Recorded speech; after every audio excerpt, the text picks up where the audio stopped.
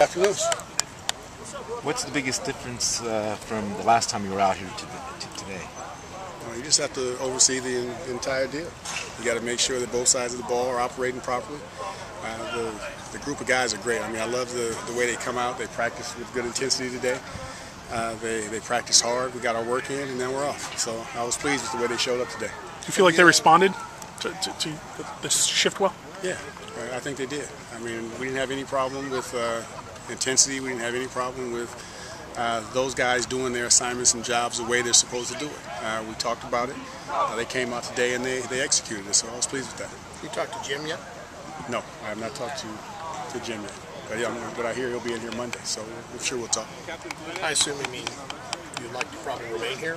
We'll talk, and we'll go from there. So when he comes in town, I'm sure we'll sit down and have a conversation, and then we'll see what happens. We'll go from there. You have interest in it?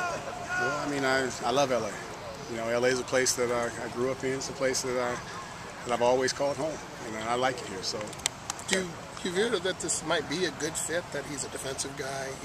You have much more experience in recruiting, and that it might. Yeah, I mean, I'm capable of doing the job if asked to do it. I'm very comfortable with that. I'm comfortable with Jim. I know who he is.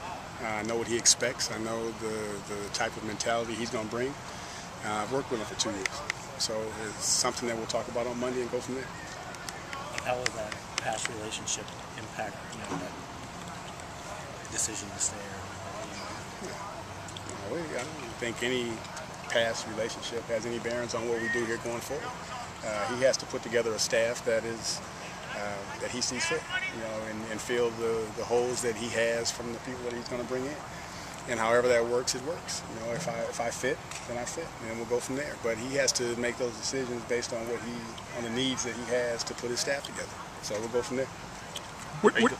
Are you going for more of a camp feel with practice these couple weeks?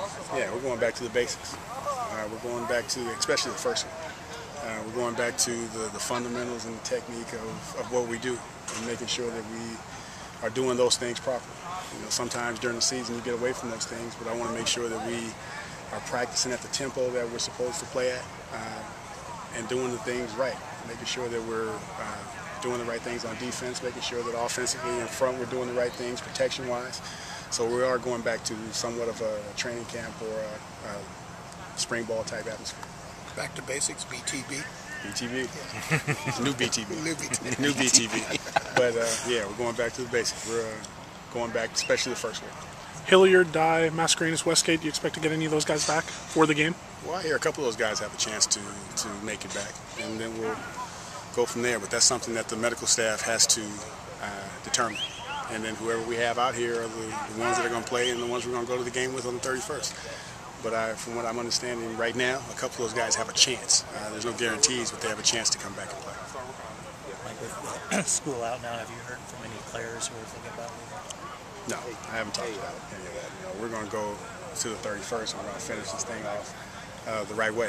We're going to come out and be pros as coaches, and we're going to be student athletes for UCLA as players.